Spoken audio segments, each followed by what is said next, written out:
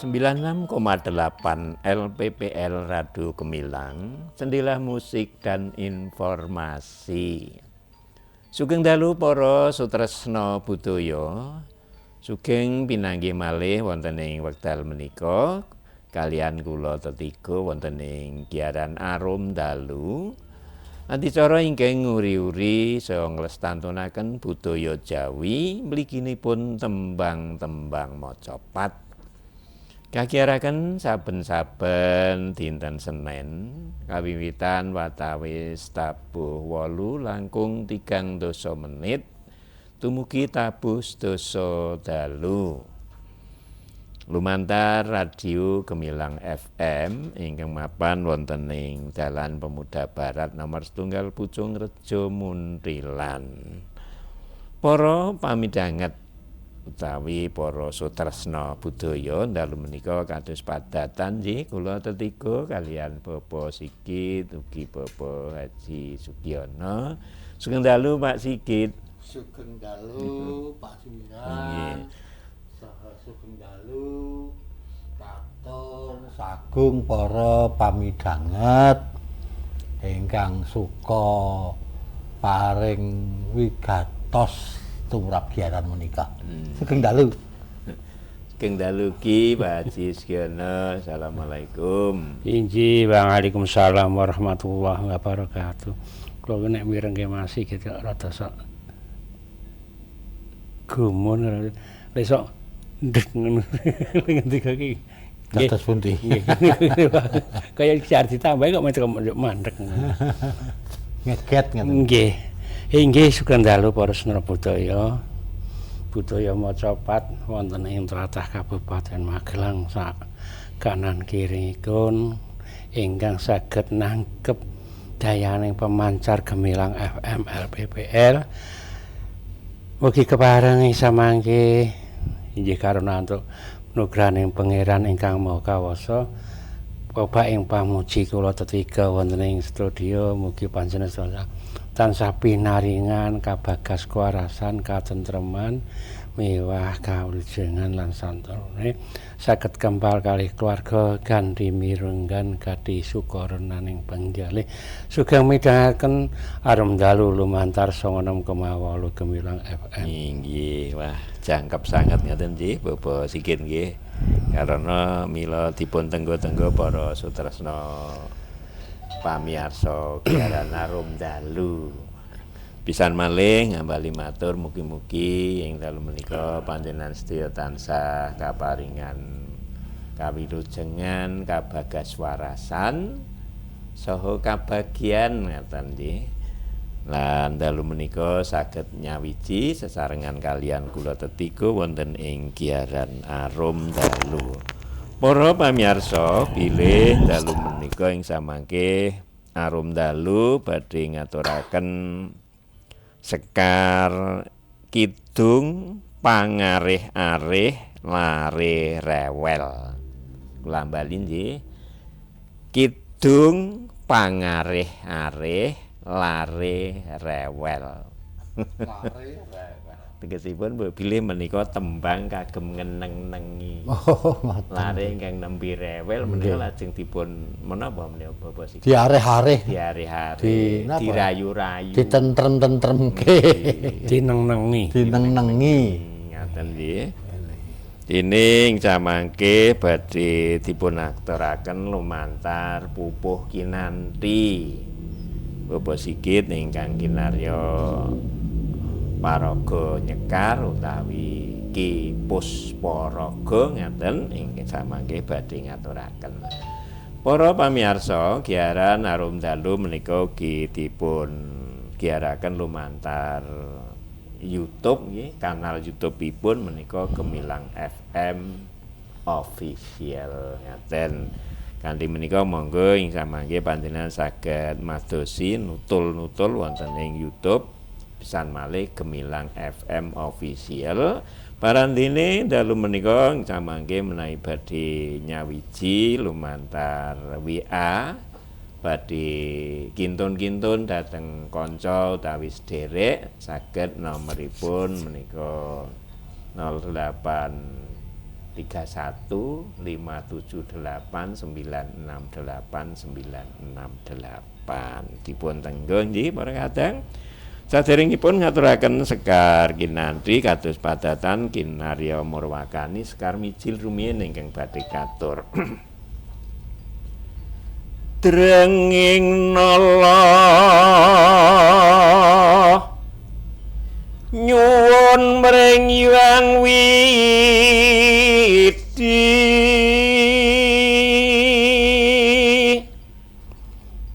mugi karahayon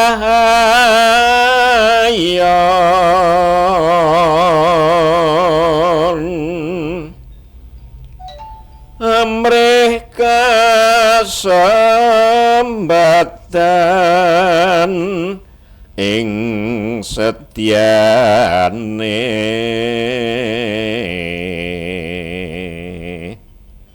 nguri-uri kabudayan Jawi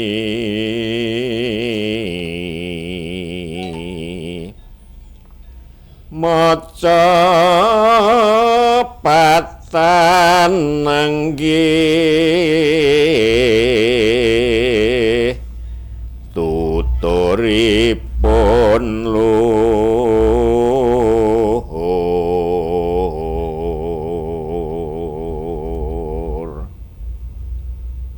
monggo samya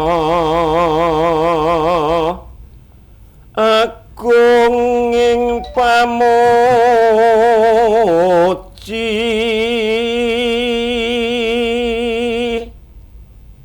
konjo ing Hyang Manon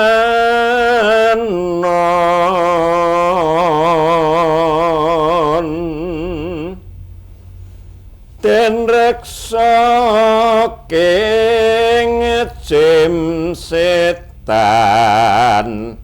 godane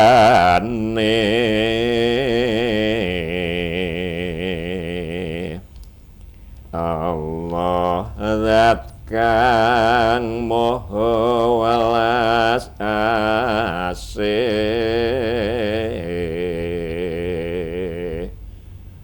maca pat puniki bisa rahayu.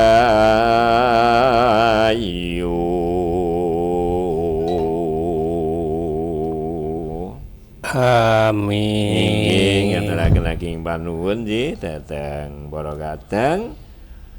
Pilih sekar mijil kalih pada menika kinarya setunggaling panyuwun ing pangajap mugi-mugi giaran arum dalu ing wekdal menika tansah manggih karahayon.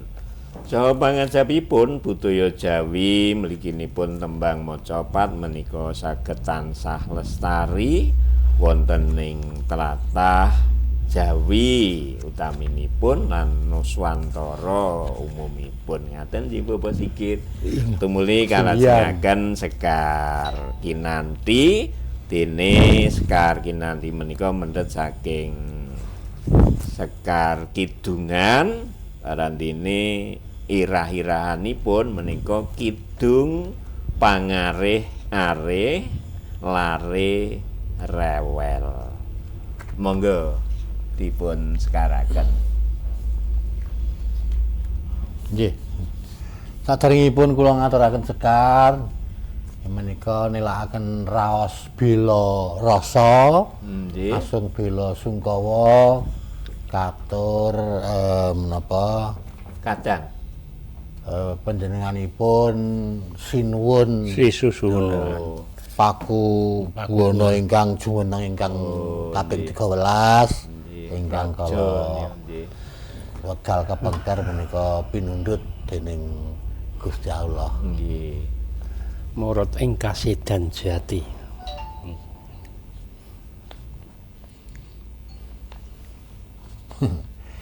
Kula mendhet sekar kinanthi nggih. Nggih. Titilarasipun menapa? Titilarasipun Slendra Menyura kemawon. Ngoten. Menika ngenut titilaras ingkang dipun ginakaken wonten ing FTBI. Oh, Patemboyo menika Nggih. lomba. Wewe putih gunung sembung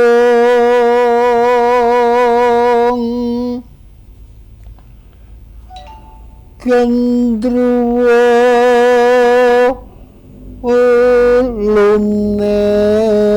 uluning bumi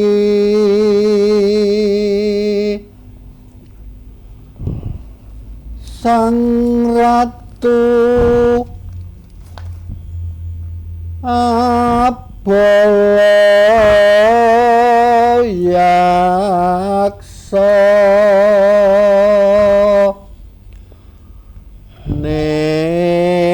nirbaya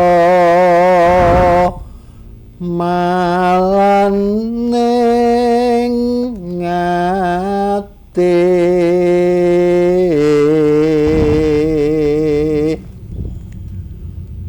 aja wura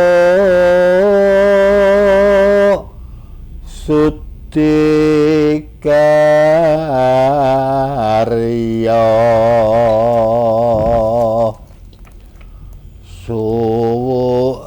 suwun anakku iki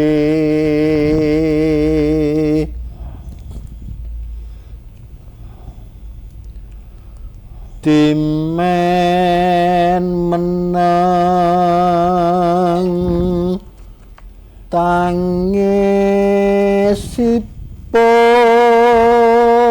tangisipun yen sira nora jampeni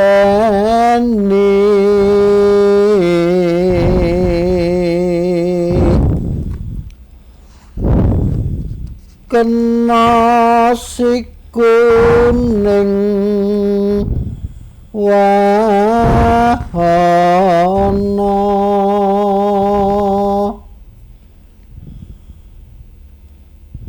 tilas sampurna mari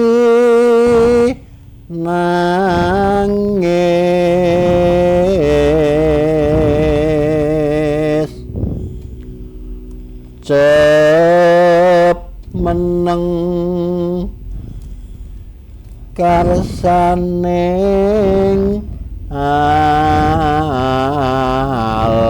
Allah wewe padha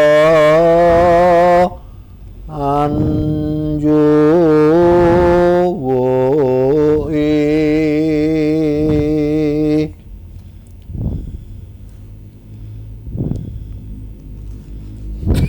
lali maca Nggih, kula mangertos karena mboten ngagem kaca tinggal lajeng kula maksud. iya Ya karang Mbah Kakung ki biasane ngagem kaca tinggal. Nggih. Lha kok ya kaca tingale ketinggal ning dalem ayo kudu alon-alon. kula lajengaken nggih para pamirsa nggih nyuwun agunging aksama karana muk-mukan amuji maring anakku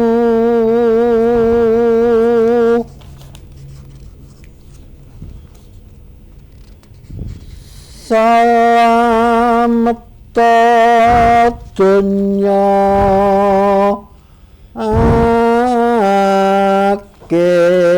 akhir baju raja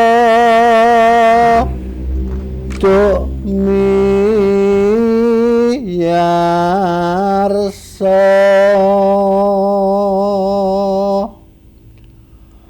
cep meneng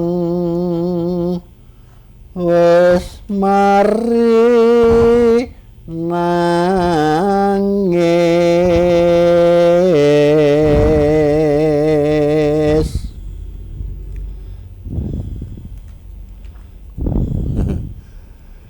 krenggeh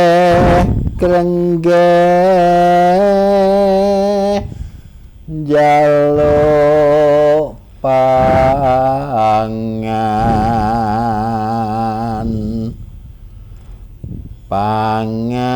panganane sabar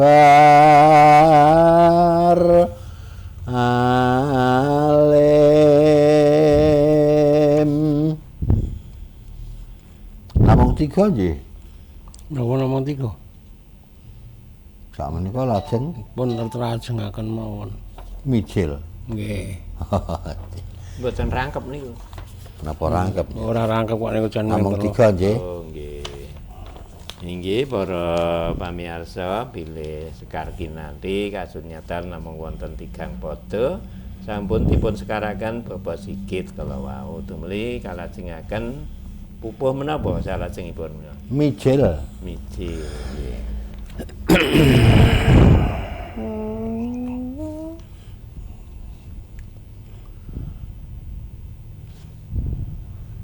menika menapa menika ayo aja versase ngedak baru Sing Isik. luwih pono. Isik imong anake. Isih ngemong ya. isih Isih ngemong. isih ngemong Nggih. isih ngemong anak kaki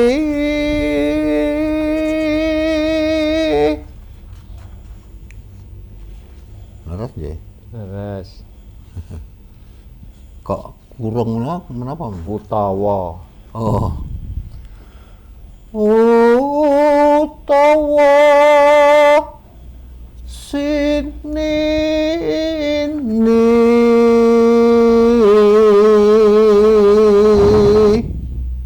leres nggih leres. ijen tumrap bocah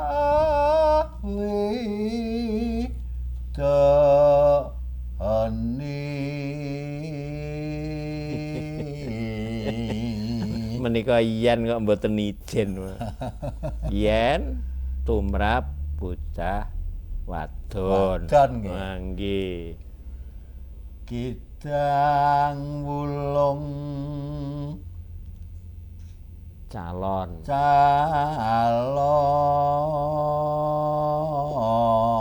calon Putune putune ki harimau namung menika klentu kok nggih. iki dalam kurung barang Utawa. langsung ingkang kaping kalih nggih Nggih. mila kok anggenipun nyekaraken kok Rada bingung. Nggih mumak-mumuk niku wae. Cep menenga aja sira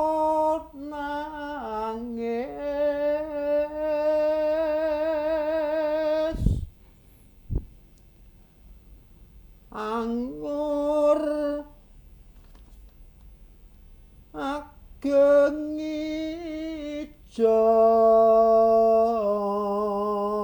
ijon son opai kitiran kang gedhe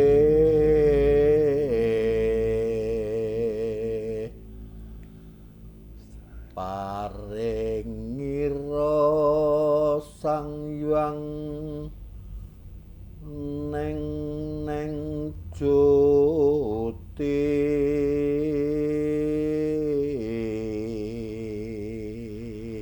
Neng-neng. lir lir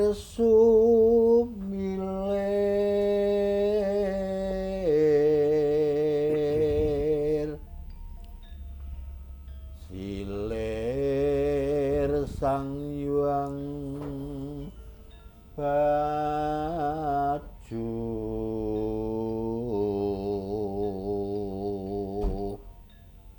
Tinggalipun ugi namung 3 pada nggih. Nggih.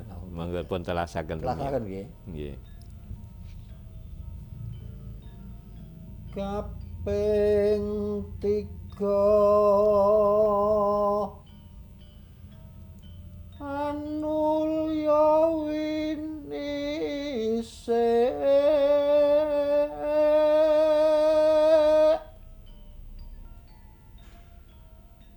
talingannya karo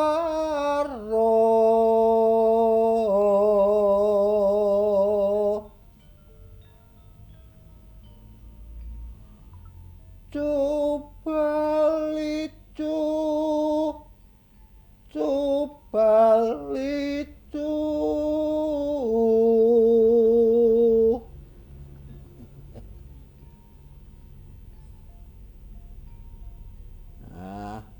Cubalicu menapa? Coba licu pundi to wah jan kula ya ora. Sing ndi to? Menika Coba licu. Coba licu sare.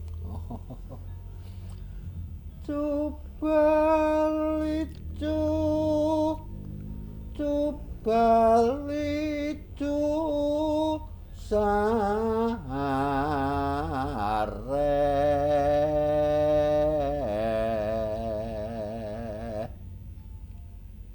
ayo nangis yen tan bisa noleh kitokmu pribadi jab meneng lesturu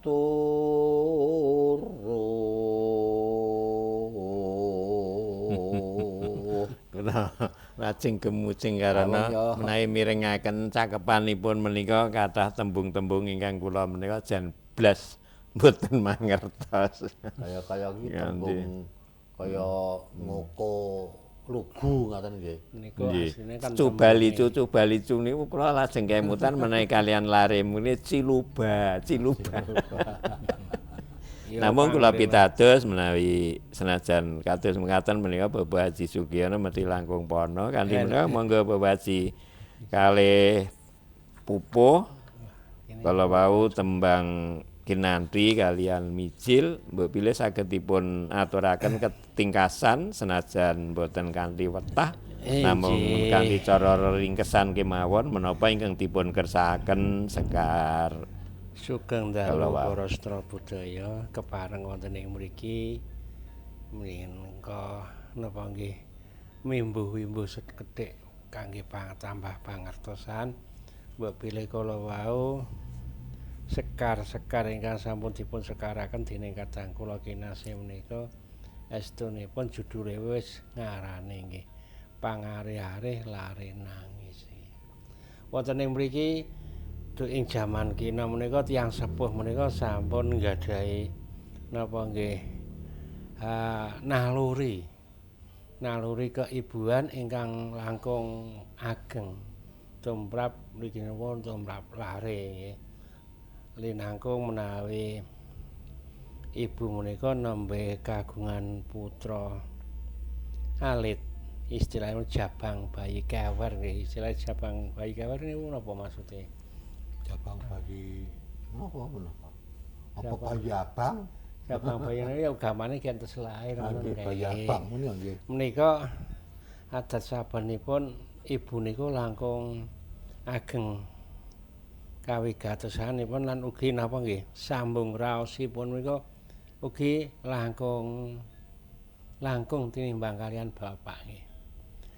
Karana napa nggih menika ingkang ibu menika nggadahi sambung raos ingkang langkung. Karana seorang ibu menika tinitahaken pisan menika ngandhut nglairaken ugi napa nggih nyusoni. Lah menika ingkang dadosaken lare sanget anggenipun tresna lan bekti dening ibu menika nggih karena mekaten tinitah minangka dadosipun ingkang sarwa sarwe mumpuni dalam arti two in one. Wah, two in one napa Mas? Niki ana sing ngomong, ana sing usul aja dicapa campur-campur apa? Basa Jawa, basa Indonesia karo Tu menika metu. nggih. Tu Wan loro. Nggih, menika istilahe nggih nggadahi fungsi ingkang dobel-dobel ngoten mawon nggih. Kejaba ya mimiki ya ngarih-arih ya pun sakdanipun linangkung menawi lare-lare menika ingkang ibu menika sampun tangkap ing semu nggih dalam arti bocah kok nek ming rewel biasa ngoten nggih lumrah nggih dilelo-lelo terus di napa diteteki menika biasane lang terus meneng nggih. Ning kala mangsane lare menika nggadahi kerewelan ingkang sok keladuk utawi rada tenan rewel lan menika setunggaling ibu menika biasanipun wah iki wanci apa ya apa nggih wayah surup wayah sambiran niku sok ngatosaken nggih ajeng yo iki pas apa to pas dina laire apa ora kan ngoten langkung ibu langkung ngatosaken lan menawi ngaten menika biasane menika para mbah-mbah menika menawi lare rewel menika kadang-kadang nek wis meneng di lelo-lelo nggih nek menawi mboten dereng meneng menika kadang-kadang sok dibopong digendong kalih dilele-lelo niku diweroke njaba nggih ning aja pisan-pisan bocahku mau diweden-wedeni menang galu nek ora meneng kok tak di ngoten jenenge diweden-wedeni nggih nggih ya meneng-meneng kalih disuwunke danyange karo danyange nggih danyange sing nguasani lingkungan mriku nek cara wong biyen niku omahke ya ana sing ngreksa ana sing mbau reksa nanti yang sepuh ki kadang-kadang menika trima aku ora trima sing momong aku nah ngoten niku nggih. Oh nggih, nate niku. Nggih. Iya, aku ngono trima. Ning sing ngomong aku sing ora trima. Ah ngoten biasa. Ngoten niku. Nggih. Lah menika tansah dipun sambati ingkang kawa kalian momong ingkang momong nika jagating bocah disambati. Diseranani ya kamane dilelol karo disuwunke dibisik-bisik. Nggih, dibisik-bisik iki cup le meneng ya meneng. Kepara menawi tiyang sepuh riyen sok dikidungke niku nek pas dong dilah kok pas mlethek rembulane galuh rembulane ndadari katon Nyuwun pirsa Mas Kaji. Lajeng kidung menika ingkang kinarya sarana ngenengi lare. Nggih. Menika ingkang ngidungaken sinten menika Mas Kaji? Nggih biasanipun ingkang embok, ingkang ibu. Menika ya kidungane ya nggih ibu niku istilah ya sing mawa donga misale nun sewu menawi kados sakmenika ya napa nggih diwacake sholawatan gitu. Kados dene Allahumma karo dilelo-lelo nggih niku kados dene ngaten. Lajeng Kadune lek ora apal mijil utawa ora apal kinanthi nggih. ya nggih niku istilah ya kidung kan nembang-tembang mboten kudu njuk pangkur dandang kula mboten sing mesti ditembangke nggih to. Sing mesti ditembangke dilelo-lelo ning aja pisan-pisan bocah niku diweden-wedeni. Tegesipun ngaten Mas Kaji. Rumiyin zaman alit menawi wonten lare lair ngaten. Lajeng para sanak teparo menika lajeng sami ngendong ngaten. Nggih. Nah, dumugi titi wancinipun jam menika lajeng sami ngidung menika kinanthi kalian mijil menika. Nanging ingkang ngidungaken menika para tangga teparu menika senadyan kanthi giliran. Nggih. Niku kados pundi nek menika? Lah menika estunipun nggih menawi kala Mbah Canggah awakipun piyambak menika menawi mboten klentu menawi wonten tirakatan ing babagan syukuran lendhe bayi lendhe putu menika mesti dipun kanteni napa nggih ndedonga nyuwunaken murih lare menika nek cara saiki dadi bocah sing saleh lan sholihah wonten gampangipun nek cara mbiyen dadi bocah sing apik sing genah nggih karena mekaten kinara kidung tolak balak menika kadang-kadang Kyai Sepuh nika sampun nggadahi napa nggih catetan buku tembang nggih kemungkinan menika mawari-wari kathah sanget rubinipun menika wonten kidung tembang ingkang kinarya tolak balak. Wonten kidung kinarya paminta. Nggih. Paminta nek tolak balak sampun awakipun ndonga kanthi tembang niku isine tolak balak.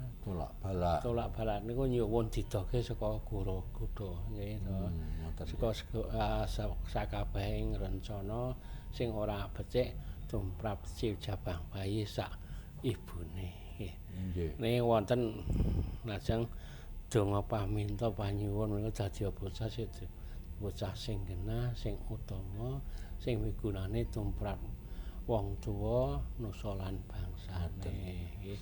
Menawi rumiyin lak sami ngidung terus anggenipun menapa papan ingkang kagem menapa papan bayi menika jejeripun dipun paringi gaman. Nggih. Ya saged gunting, saged peso ning saged ugi menapa duwung. Nggih. Dipun selehaken kalian dipun renggani sekar-sekar kidung menika. Nggih. Menika tesih saged lumampah wonten jaman sakmenika menapa wis ora dadi lakoni merga ora kemajuane jaman nggih. Nggih. Lah kasinggihan para sedherek budaya mbok pilih kala semanten kula tasih kemutan nggih kula wong adine ya akeh niku tasih kelingan nek simbah kula niku nembe babaran niku kadang-kadang kali Mbah Dukun niku kejaba wis disuwuk tetek mengke mangke ning papan paturane niku mesti disandingi gaman nggih gaman mbuh wujud keris wujud peso niku kanthi pangajab nggih napa nggih kangge tolak balak tolak balak ben iso ora ditekani saka Guru Kuda nggih contonipun menika nggih contonipun nyumpul sekedhik menawi wonten ing Ringgit Purwa menika wonten lampahan Brontoyuda pun meh telas menika si Parikesit menika nggadahi putra alit naminipun Parikesit. Lah wonten ing mriku menika wonten Durjana nggih ingkang saestu badhe mejahi lare menika karana menika ana panggih siaga ning para sepuh wonten sandinginipun menika dipun sugani pusaka ingkang ampuh menika riyen nggih critanipun. Lah menika dilalah lare niku kan napa nggih istilahe batine niku napa kok cerdas napa tengen napa nggih Tengen. nggih tengen nggih menika pas Durjanane niku mlebet dilalah Durjanane mbiyen niku ya nek critane teng wayah niku sekti mandraguna wong boten mbabah Ngoten.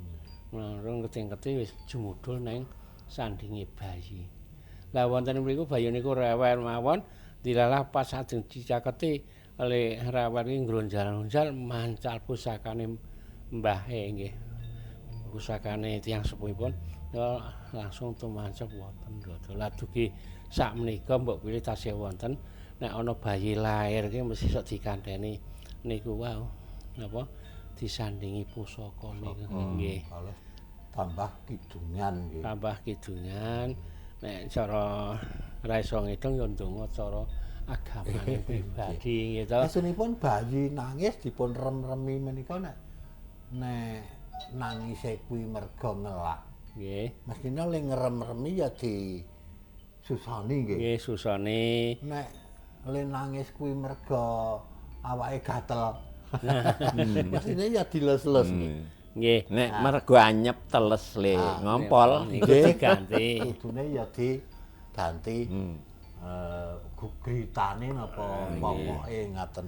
Ning wonten ugi nangis merga menika wonten Reridu. reridu ingkang boten kasat Mripat. Nggih. menika sajake ya dipun kandhani cara-cara ingkang sampun dipun leksanani turun tumurun saking menapa para leluhur ingkang Nggih sampun kula wau sampun kula aturaken to menawi rewelipun niku namung karana niku para masyuran wau ngelak ngelih. Terus karana cokot lemut nggih.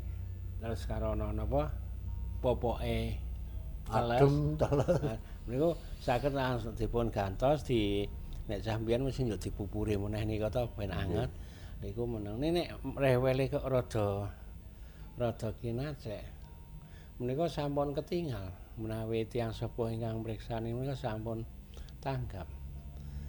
Bocah kok rewele kok ngene ngoten. Ora metu uluhe ning nangis wae. Nggih. Nggih. Niku biasanipun ingkang ibu sampun ngraetu sampun tanggap. Terus disranane nek sing iso ngidung tolak-balak ya dikidungke tolak-balak, nek sing ra iso mung ndonga ya ndonga manut agamane soang-soang kanthi carane dhewe. Nek ra iso cara Arab sing tertib biasane ya cara Jawa wae sing luwih. Nggih. Cetha nggih. Lajeng menika dipun sranani mboten sandhe sambat kalian sing momong. Sing momong bayi menika sinten? Nggih. Mas Kaji. Ya niku sing kula dhewe ya Sing dikarepke sing momong. Aku trima ning sing momong aku ora trima ngoten. Lah menika wonten ing kemwerdekake Kakang Kawah Adi Hari-hari. Kakang Kawah Adi. Adi Hari-hari. Tegesipun Ayo jabang bayina anggenipun lair kinantinan Kakang Kawah Rahmuka Kakang Kawah Adi Hari. Hari-hari. Nah menika kan setunggal wadah sak kandhutan menika ya wujude niku Rahmuka Kakang Kawah Adi Hari bayi. Rahmuka niku ya niku napa ana ketuban napa nika nek kula wong ra ngerti niku kebidanan gitu. biasane sing metu kuwi kawahe dhisik Nggih. nggih. Oh, kae kawahe wis pecah. Nggih. Kawah menika metu dhisik. Nggih. Lah lajeng nek wis kuwi gek metu bayine. Nggih. Mula gandeng sing metu kuwi luwih dhisik kawah. Nggih. Mula njuk diarani Kakang. Kakang Kawah. Sajake ngaten mula nggih. Nggih. Terus nek wis kuwi adine kawah. Kuwi jabang bayi. Nggih. Wis metu ditututi Adine. ari-ari. Nggih. Ari-ari lak metune Eri. eri dhewe. Nggih. Dadi dadekke adine jabang bayi. Napa ngoten niku? Nggih, kira Kakang Kawah. kinten-kinten ngaten ingkang dipun Ari-ari. kajengake. Nggih, menika sambate kalian niku nggih Kakang Kawah Adi Hari sing momong jagating awake dhewe nggih. Ngoten. Mila kadang-kadang kalau wau bola-balik trimo aku ora trimo sing momong jagat. Gitu.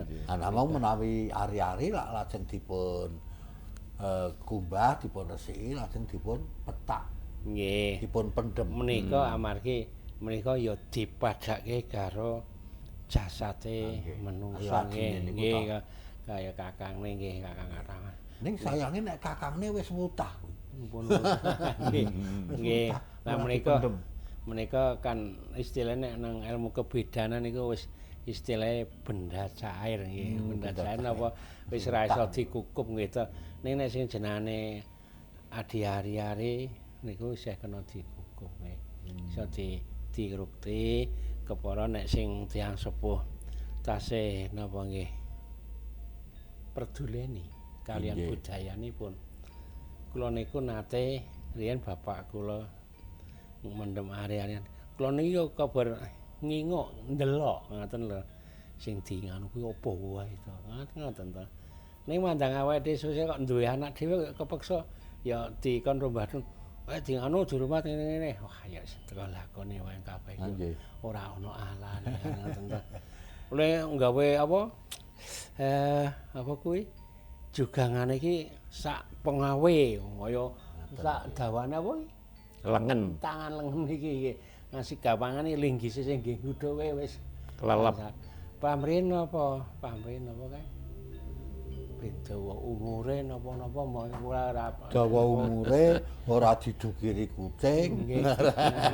Tur ora mampu. Ora mampu. Nggih, para kadang saestunipun kula lasing jingling mawon senajan ora mudeng, akeh sing ora mudeng namung paripaksa kasih kekrumian badhe priwara rumiyin para tresna ingkang badhe katur mangke sasampunipun priwara tumuli kalajengaken malih sumangga.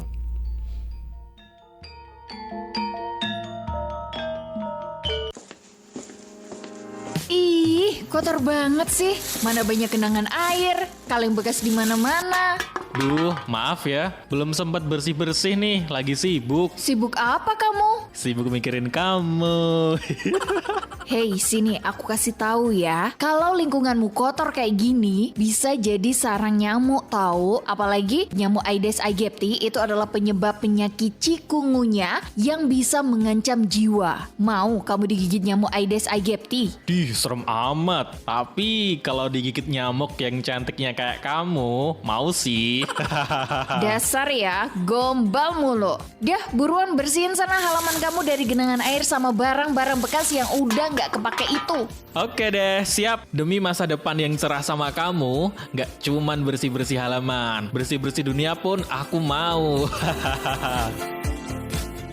Pencegahan cikungunya dilakukan dengan menurunkan resiko terkena gigitan nyamuk. Salah satunya dengan melakukan pemberantasan sarang nyamuk melalui tindakan 3M+, yaitu menguras tempat penampungan air, menutup rapat tempat penyimpanan air, mendaur ulang barang-barang bekas yang bisa menampung air. Sedangkan tindakan plus yang dapat dilakukan untuk membantu 3M yaitu menaburkan bubuk abate pada tempat penampungan air, memelihara ikan pemakan jentik nyamuk menggunakan obat anti nyamuk, memasang kawat anti nyamuk di jendela dan ventilasi rumah, menanam tumbuhan pengusir nyamuk, menghentikan kebiasaan menggantung pakaian di ruang terbuka, memperbaiki saluran air yang tidak lancar, bergotong royong membersihkan lingkungan sekitar. Ayo, wujudkan lingkungan yang bersih, nyaman, dan sehat agar terhindar dari penyakit cikungunya.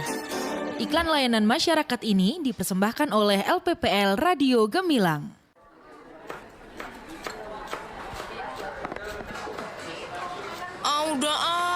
Aku udah kenyang banget nih. Loh, itu makananmu masih banyak banget loh.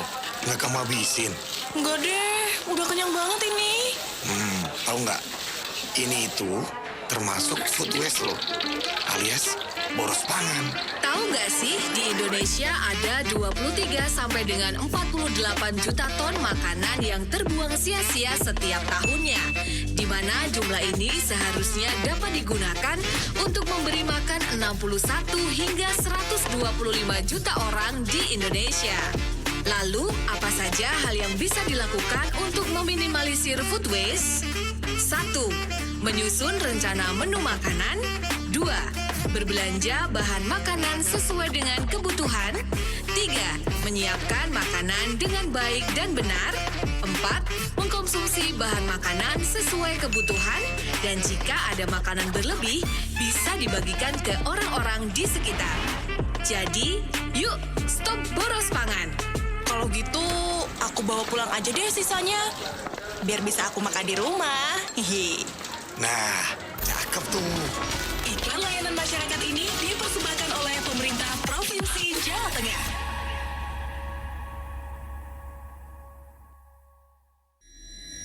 Duh, piye iki? Lu, ora ana abang ora ono ijo kok gembeng sampean. Nopo, Bu? Nopo?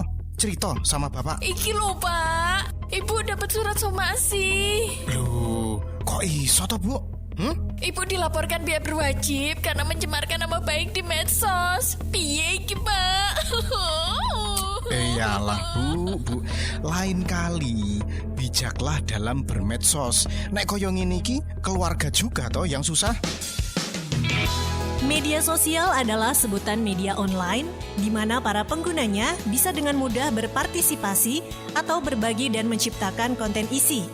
Media sosial sendiri merupakan media online yang memberikan kemudahan bagi para penggunanya untuk melakukan interaksi sosial secara online. Masyarakat dapat berkomunikasi dan berbagi momen. Namun, dari berbagai kemudahan tersebut, tentunya juga harus diiringi dengan tetap bijak menggunakan media sosial. Karena medsosmu, harimaumu. Iklan layanan masyarakat ini dipersembahkan oleh 96.8 FM LPPL Radio Gemilang, Jendela Musik dan Informasi. Terdapat bagian yang disambung pada setiap lembar uang. Kedua, warna uang sambungan berbeda antara sisi satu dengan sisi lainnya. Ketiga, terlihat ada garis jahitan pada lembar uang mutilasi.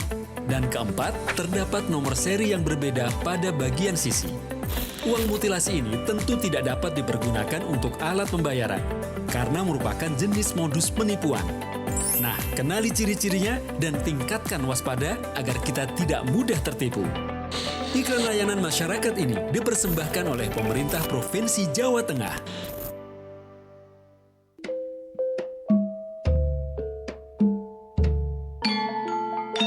Gemilang FM.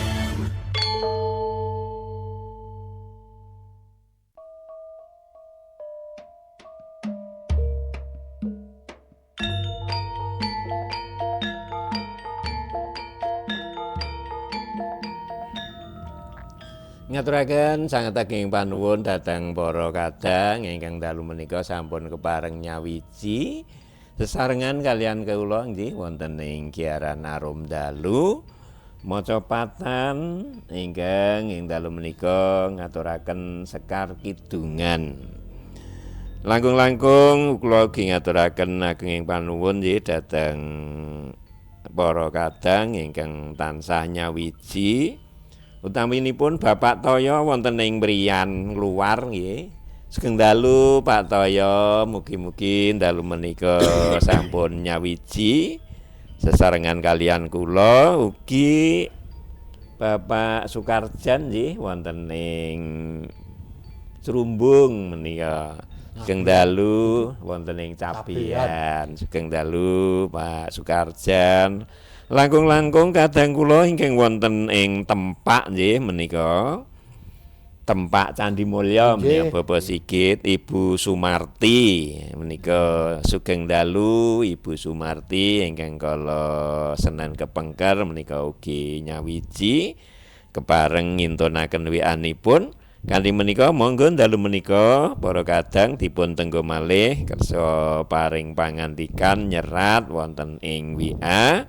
Nomoripun 081578968968. Roko Mas Farudin nggih wonten ing Sedayu. Sugeng dalu Mas Din.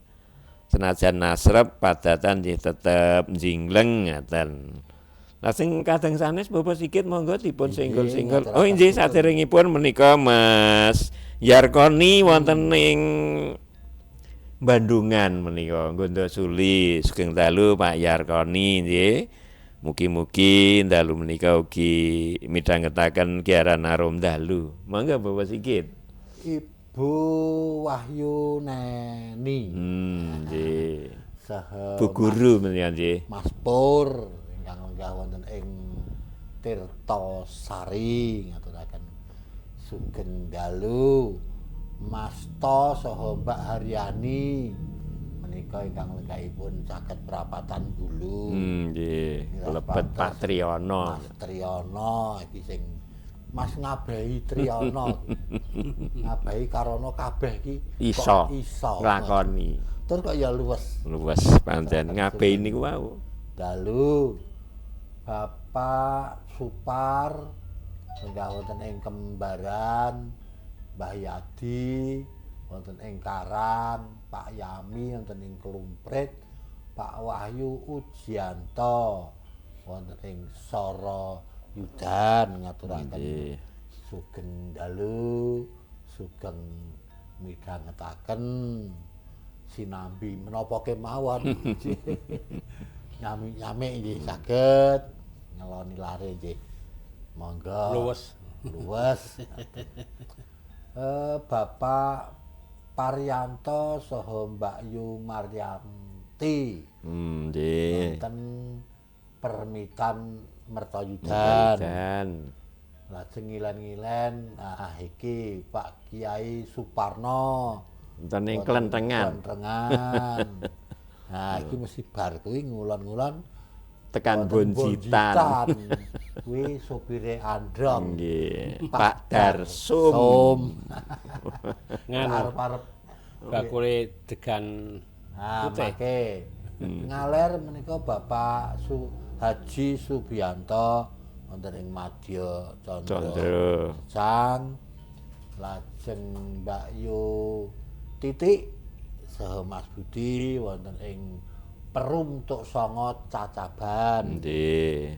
Lajeng ngidul malih menika wonten ing sak kidulipun Pasar Gotong Royong panjenenganipun Bapak Muhadi. Nggih. Ingkang tuhu kinurmatan. Sugeng dalu. Ngidul-ngidul menika dumugi ngrata Bapak Utuh saha Ibu Nani, Mas Kasjo wonten ing duka, Pak Tamto wonten ing ngrata. Ngidul menika klodran. Wah, kathah sanget menika klodran. Wonten Pak Rehadi, wonten Mas Pras, wonten Pak Mujiarto. Pak Mujiarto iki kok wireng nulis WA iki. Pak Jemino, lajeng Bapak Lasio, Pak Gino, Pak Sugeng, Pak Kasbi. Iki tukange mancing mayit. Tukang mancing mayit. Mancing wong keli. Tiang keli goleki ra ketemu bareng dislulupi Pak Kasbi terus ketemu. Kondur jikuk pancing digantol nggo pancing. Ya kena. Ya sing ra kuat menika dijolo. Pak Kasbi. Lajeng Bapak Sugeng, Mas Bambang, lajeng Bapak Mantep menika bakule degan putih, kambil putih. Kambil putih. Nek kambil ijo menika ora ana. Mboten wonten. Nilen Mas Wido saha Mas No Gareng wonten ing Tinggal Kilen. Iki ya nek ra disebut protes. Nggih. Pak Ranto wonten ing Gosoro saha Pak Suyut. Wonten ing Majak Singi. Wah, iki Pak Suyut durung sida paring menapa wewarah bab menapa petilasan-petilasan wonten ing lereng Menureh. Kula entosi Pak Suyut. Mekaten Mbok Bile? Mbok Bile wonten pundi menika? Paguyuban penabuh gamelan Cokro Laras Palian. Pandian. Ingkang dipun suwi dening Mas Aji juragane Kafe Kopi Candi Pawon. Pepunden ingkang wonten ing Sambi Rembe, Bapak Sigit. Iya. Bapak Antonius Budiarjo lenggah wonten ing Sambi Rembe Pakem ngaturaken sugeng dalu. Sugeng Yen yo wis wungon. tau nulis WA kok menika Bapak Budiarjo. Mekaten Mbok Bilih. Bapak Haji Mbok Bilih kadang-kadang iring kidul dipun senggol. Inggih matur nuwun sanget. Langkung rumiyin niki ya mbek lor ning ya kagem kadang kula Raka Mas Monandar wonten ing Gondosuli. Nggih. Pak Pengawas. Pak Pengawas nggih. Lajeng niku bakule lele goreng wonten sedayu Mbak Anis nggih tanggane Mas Din nggih. Ming Mas Din wewitan niku mbek kula sithik. Lajeng mengidul wonten ing Karangwatu Pak Murdono, wonten ing Karangwatu ugi Pak Umar Harjane wonten ing kathah kerajaan. Lah niku tanggane Pak Taryono ugi Pak Taryono Ki Cucuk Lampaning wis purna ya saiki. Lajeng mengidul malih wonten Pak Haji Prayitno, Pak Sarono, Pak Sarpan wonten ing Nabin lan ugi wonten ing niki kula ya dikelahi wingi diparani kula malah karo Pak RT setunggal Ngleben nggih. Mas Kaji napa kula ki ya sok ngrungokke kok ora tau dicelukke. Oh ya. Napa panjenengan dereng tepang mbok menawi? Nggih. Masa karo Pak RT urung tepung. Nggih. Lajeng menika asline piyambake niku badhe melu mriksa wonten Gemilang. Kula ki ra iso nek nembang maca pat, iso nembang napa hungke hungke penyanyi kobra biyen. Nggih. Lajeng leben malih wonten Pak Sugeng niku ya aktif nggih. Lajeng Pak Rupi wonten Kedung Gayang, Pak Kanapi nggih. Balane mancing biyen. Pak Kanapi. Lajeng sapa to sijine Runggayan pojok kulon iki. Sesuk nek kelingan Pak Resmi dereng Pak Resmi, Pak Nur Syahid, pepundhen sepuh wonten ing pundi Soko Setunggal nggih. Nyuwun ngapunten Mbah Dik dangu mboten saged sowan malih nggih. Lajeng mengidul kadang-kadang kula wonten ing Sambeng mboten miji-miji. Monggo sedaya mawon wiwit Pak Supari, Mbah Yoga lan sanipun kepareng nyawiji lumantar 96 saben dinten Senin malam Selasa sareng-sareng nguri-uri budaya wujudipun maca patan. Nuwun matur nuwun. Nggih. Nah, menika kadang ingkang wonten ing Ringland saestu sampun kepareng nyerat menika. Sugeng dalu ugi Mas Jumiran tesih midhangetaken sik dadi kemaremaning kula maca pat nganti ngendal jeruk. Wah. Kuwi mesti saka sedayu. Ah nggih. Terus nek ngendal jeruk ki apa jajal Mas? Napa niku Bapak Sigit? Menapa nggih? Sereng. Sereng nggih. Nggih. Lajeng saking tembung menapa niku? Serung. Serunge kulit jeruknya dikira apa to? Serenge niku tadi serenge penggalih Mastin niku daya-daya le arep mirengke arek nyawiji muni budaya Mojopat ning lagu sae Mastin ya kala mangsane iki yo ledang ning Gemilang gitu ben tambah apa nggih raket sebage ngagem blangkon ro Serjan utape engko nderek jejer karo Mas Sigit karo Pak Jumiran. Sip malih niku. Enake roti bolu kuwi lamun didampingi kendal jeruk. Oh nggih. Lajeng raosipun kados pundi? Raosipun menika giaran arung dalu. Oh nggih. Saya suwe saya akeh pamirenge. Wah, nggih Mas Din. Yo kalah to Mas Din. Ayo jajal. Nah niki saingane Mas Din. Saiki ketangger Mas Din. Engko nek ora nulis neh, sesuk tak parani lho. Kudune nulis neh iki nyaingi lho karo. Inggih ngaturaken ageng panuwun nggih sedaya kemawon ingkang dalu menika sampun kepareng nyawiji. Tumuli kalajengaken Bapak Sigit monggo sekar kidunganipun. Ngaten. Janune gentenan sik. Sajake benjang kula nerus lamun kacamatane tan kantun. Jaya Endro iki. Nggih ya nuwun tulung panjenengan. Sak menika kleres sampun mlebet pupuhipun Sinom nggih. Sinom menika. Yen Sinom menika kados pundi lajengan? Menika lajeng kula kemutan Pak Sugeng. Nggih. Pak Sugeng guru wonten ing Pesuruan menika. Nggih.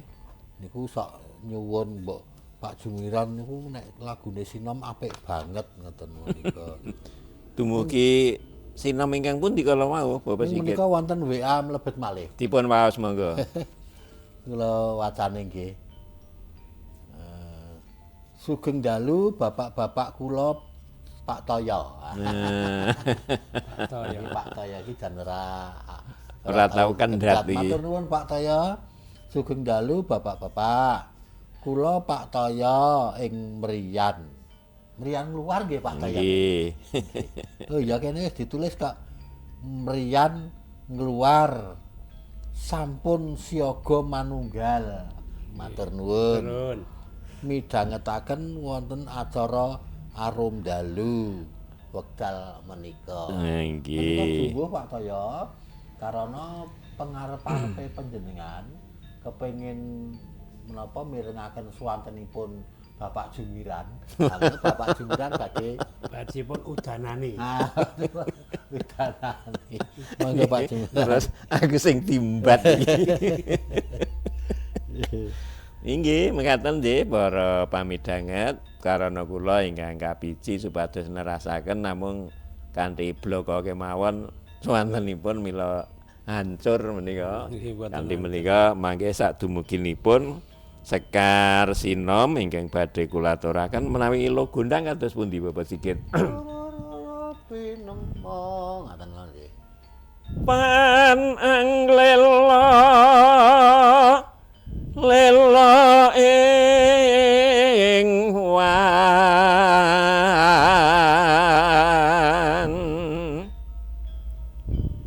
aneng ngemban aku Gusti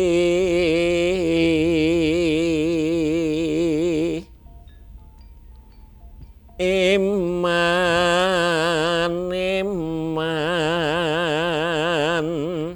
angger iman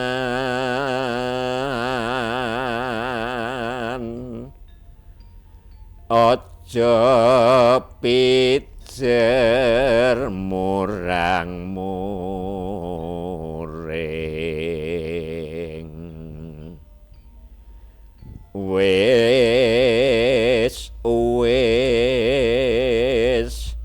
aja nangis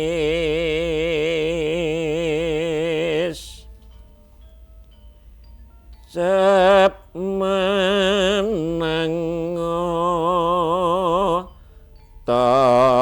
cah bagus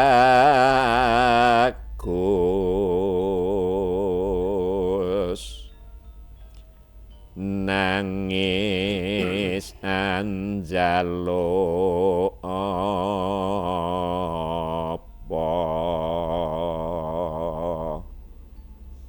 tutur ingsun turuti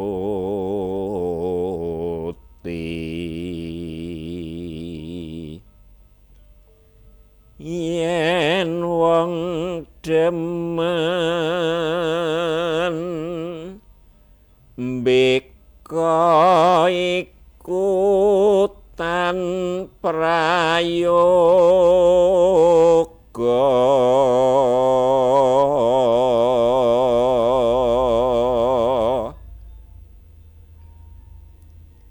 lati kirang inggil di Bapak Sigit nggih sepinten menahipun ninggaken tangise meneng ngomono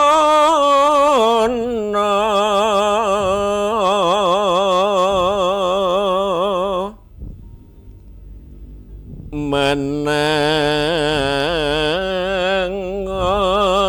tak sirapi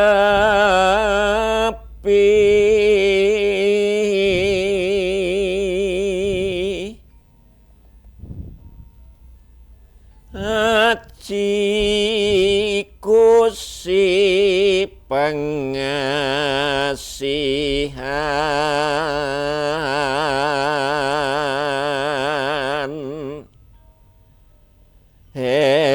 hebatan sira jasmani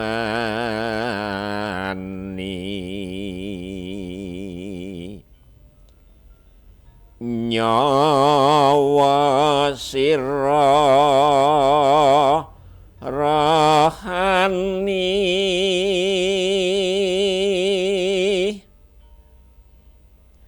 roh izafi sifatipun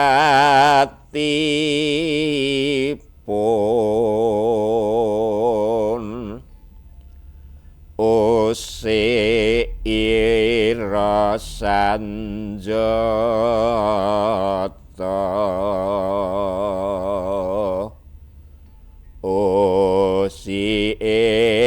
nabi kekasih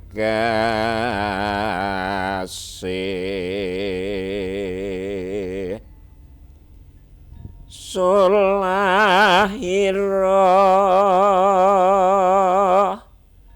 tan liyan afaling Allah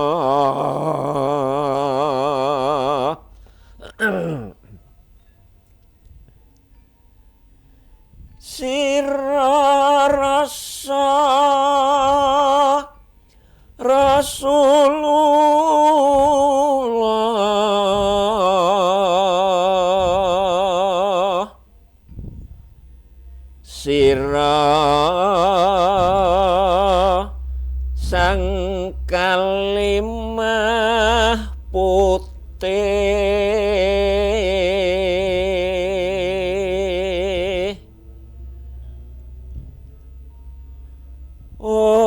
si wong sabuwana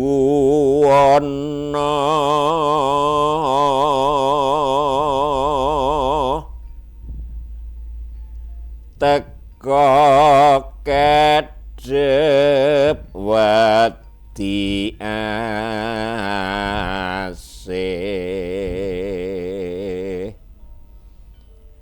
padha suyut mring mami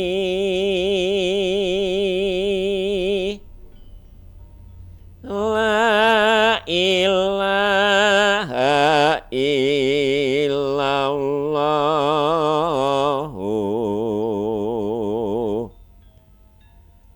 berkah ingkang nur ingrat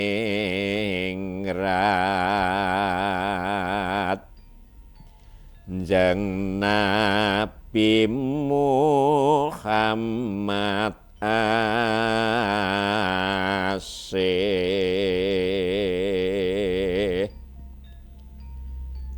asih marang anakku kang sugih bejo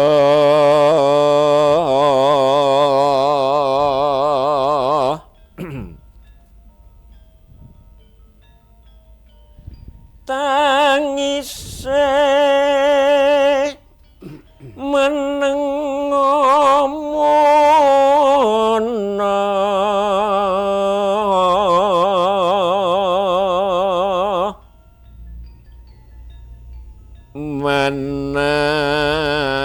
meneng ngoto tak sirepi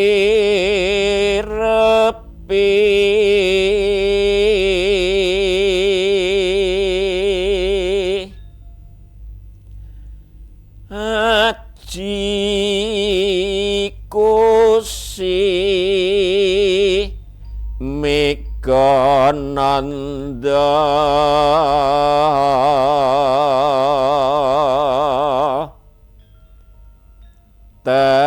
teduh dipet angrapeti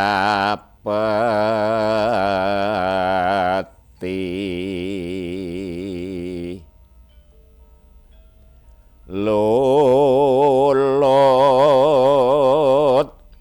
kalulut dening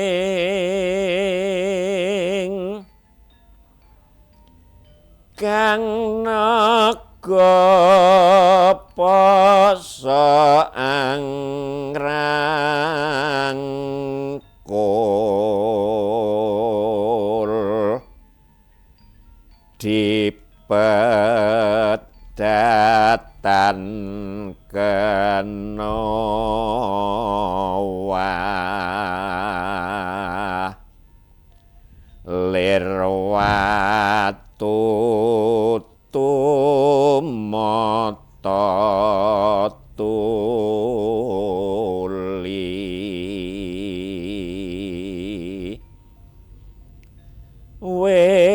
wis menengo kowe mbekon njaluk apa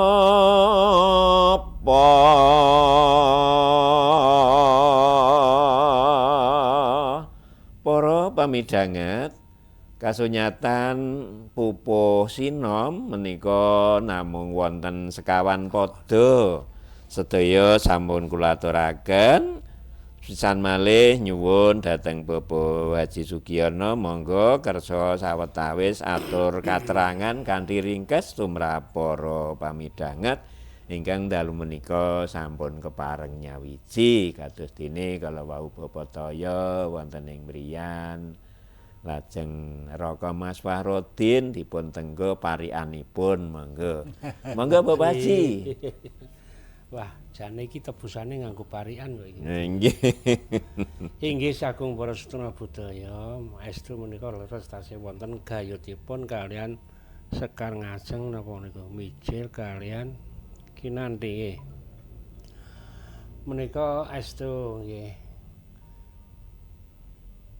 pandungane utawa dedungane wong ngenengi cah rewel niku ya niku wae sampun kula aturaken ing ajeng mbok bilih wonten ing Sekar Sinom menika mujudaken satunggaling napa nggih pandonga ingkang dipun ajab mujarab karena wonten ing mriki kok ana Haji Sirep Begono barang. Lan menika nyun sewu Bapak Haji. Kala wau ingkang kinanthi kalian mijil menika cakepanipun menika kanthi adhedhasar basa-basa Jawi. Namung ingkang kala wau kula aturaken Sekar Sinom menika ira-iranipun menika kanthi cara-cara Islami ngaten menika seratanipun. Mila lajeng Nabi Muhammad, lajeng Allah, lajeng kitab suci menika kala wau dipun aturaken. Menika awakipun piyambak minangka umating Rasulullah menika mboten saged tuwangi saking sedaya paminta menika. Kedahipun mbok bilih kala wau nek cara wong tetamba, cara wong nyuwun ki luwih becik ya nek cara anu ana sing ngarani pajupat nggih. Napa niku Mas nek pajupat niku? Pajupat nggih. Saya ngalor ngidul ngulon ngetan nganti tepung gelang paribasane ngoten nggih. Lajeng menika waos disranani cara Jawa gitu. Nggih. Cara nembang, cara paminta cara Jawa. Lah sakniki landhesan agama. Agama menika ugi nggadahi sumber-sumbering panyuwunan nggih. Nggih. Menawi tiyang sepuh ngendikaken menika kowe nek ndonga nyuwun ki aja lali pisan-pisan kudu didhisikke nyebut asmaning Rasulullah, asmaning Nabi gitu. Nggih. Niku ben diijabah murih napa mangko wacan-wacan sing diwaca kuwi dikabulake. Menika paling pokoke mangke kanthi nek menika lafal ora ana pangeran kejaba Gusti Allah gitu. Nika karena niki wau ana lafal la ilaha illallah. Dadi kabeh sumbere niku ming nyuwun ridhaning Allah. Muga-muga bocah sing rewel kanthi reweling biasa utawa reweling rada ngane-ane ben diparingi sirep, ben diparingi ndang mari. Nyuk wong tuwa saking bunga-bungae kowe arep njaluk apa le engko nek meneng ngoten lho. Nek biasane nek Mas Sumiran kaya sok nyuwun apa nek awal niku. Nggih, namung menapa ingkang dipun remeni. Nek mbiyen gamane jujurane Mbang Gula. Nah, nggih. Kita nek cara cilik-cilik awake dhewe apa Mas iki Mbang Gula. Permen. Ah nggih Mbang Gula iki permen niku nggih. Lah sakniki permen Mbang Gula iki mulai cilik wis rada kepencut. Nggih. Nek ora Mbang Gula ya gelali. Gelali. Anggane ming niku panganan alen-alen. Alen-alen karo tape. Alen-alen niku. Namun gaya sing dikersakaken menika lak ya bayi sing kala wau sing apa kae sing gek lahir. Nggih. Bayi abang. Bayi abang menika tasih raket sanget kalian gandeng janingipun Kakang Kawah Adi Hari kala wau. Lan menika ira-iranipun menika minangka kupiya utawi salah setunggaling pambudidaya kados pundi ngeneng-nengi lare ingkang nembe rewel. Menika to. Rak sedaya menika namung mujudaken budidayaning manungsa lajeng ingkang langkung utami kedah sedaya menika emut bilih panguwaos menika namung wonten ngersanipun Gusti ingkang Maha Kawasa. Dados upamane sing rupa donga, rupa tamba menika rak namung sarana lantaran. Lajeng mila lajeng ingkang dipun kedahaken boten dipun supekaken menika anggenipun nyenyuwun dumateng panguwasipun Gusti ingkang Maha Kawasa. Mbok bilih ngaten menika.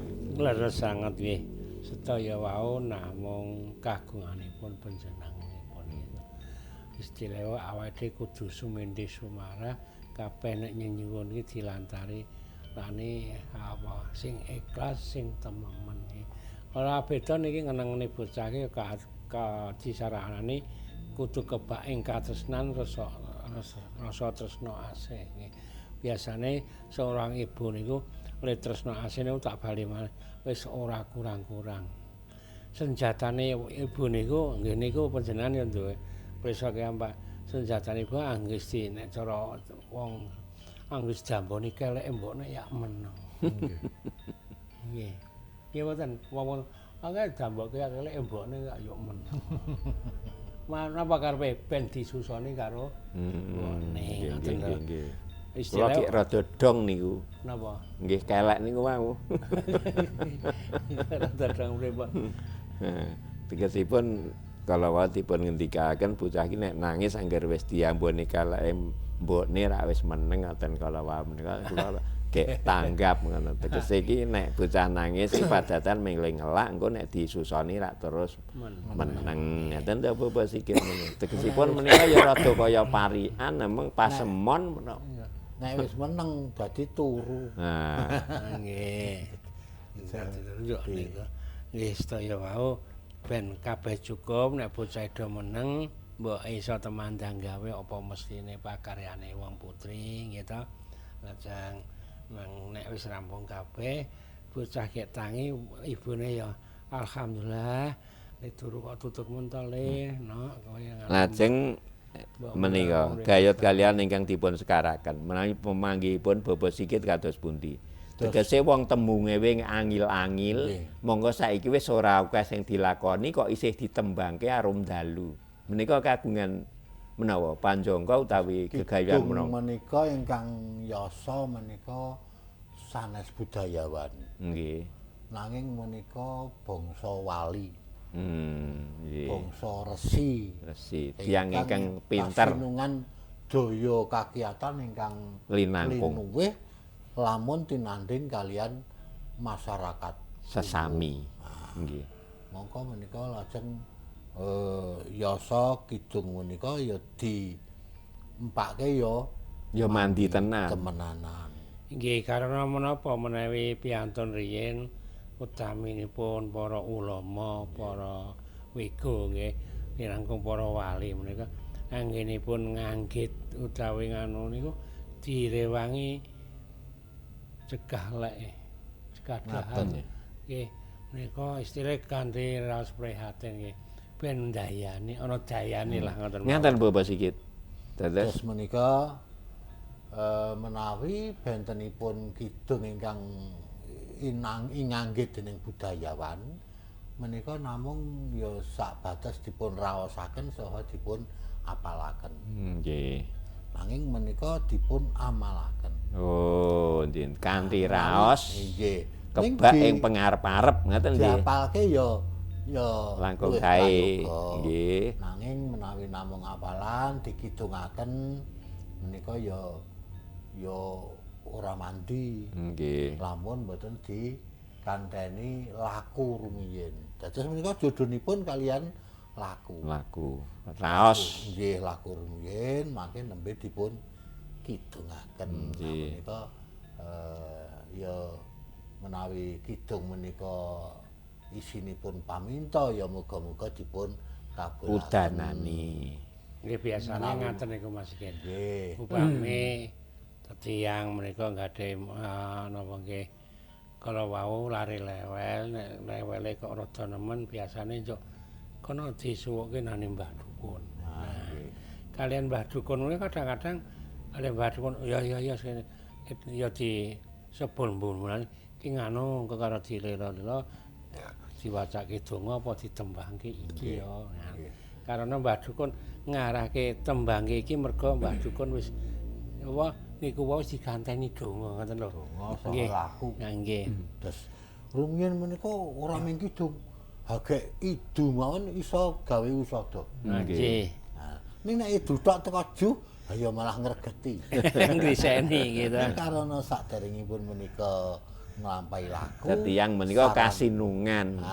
Sarane nganggo idu. Dialalati kok ya mari. Ya ora ning idu. Kadang-kadang malah dubang barang. Nah, idu bacin. Nah. Nek niku nggih nek uri-uri Jawa niku Sarwasruwi nggih, Sarwasruwi menika nek digatekke tenan ya pancen ya ana apa niku sok ndayani. Contone niku ingkang nembe dipun ngendikaken Raka Sunut Idu Bacin iki ana nggih tamba apa niku. Wonten ingkang ngendikaken bilih Idu Bacin menika menawi dipun tamakaken dhateng ayam menika saged mati lho. Esuk niku Idu Bacin diijokke ning cangkeme pitik niku iso mati. Niku wonten sing ngomong ngoten niku lho ya urung tau buktek. Cangkemipun dipun tangap sarusane. Iya mengkaten nggih para sutresna pamidhanget arum dalu. Dalu menika ingkang dipun rembag senajan sawetawis radi rumpil basanipun nggih mboten kados basa kula panjenengan saben dintenipun karena nggih menika budaya Jawi ingkang sampun kina sanget kenging menapa menika dipun sekaraken karena mila arum dalu menika kepengin sanget nguri-uri babagan budaya Jawi. Mliginipun ingkang wonten gayotipun kalian tembang-tembang macapat. Nah, kanthi menika wonten ing dalu arum dalu menika ingkang dipun aturaken Sekar Kidungan menika tesih klebet hiasan dalem nggih menika nah menika Kanjeng Susu sinten menika nama Kanjeng Sunan Kalijaga menika malan tegesipun mila sampun kina sanget senajan tumrap lare utawi jaman sak menika sawetawis radi mbok pilih menawi lare-lare menika digeguyu iki kuwi iki ngomong apa ngaten nggih niku karena menapa nggih basa Jawa niku sakniki ya ora patek nganu kanggone bocah. Nah nggih menika karana sampun winates ing wekdal mila kula tetiga ingkang ngayahi karya nyuwun pamit para kadang saestu mbok pilih kok kala wau wit lekas ngantos dumugi pungkasing adicara menika ingkang dipun aturaken sawetawis lajeng boten saged dipun mangertosi kepara boten mudeng ngaten nggih Bapak Sigit saestu nyuwun pangapunten sepisan malih namung winates nguri-uri budaya senajan nggih namung sagatuk-gatukipun. Mugi-mugi saged pinanggih malih wonten ing dinten Senin ingkang badhe dumugi para kadang kula tetiga sepisan malih nyuwun pamit lan nyuwun pangapunten awit saking sedaya kalepatan kapungkasan kanthi Sekar Pangkur. Prakadang lan prasutresna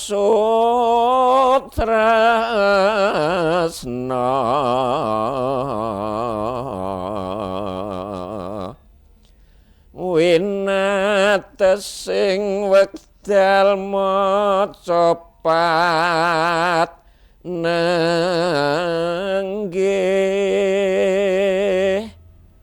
pinupus kya nyuwun mungkur nglanggana gung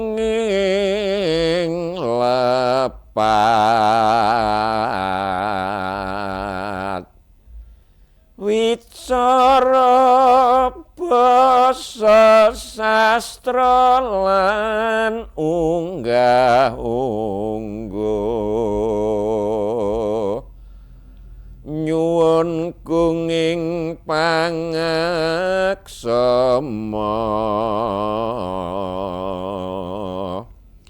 antuk wilasaning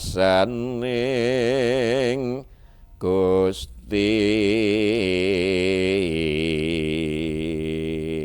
Cekap semanten para sutresna budaya giaran arum dalu ing wekdal menika kula sakanca nyuwun pamit lan nyuwun tambahing pangestu mugi saged pinanggih malih wonten ing giaran candhaipun pangajapipun budaya Jawa muga-muga bisa tetep ana, bisa lono kepara bisa saya ngrembaka.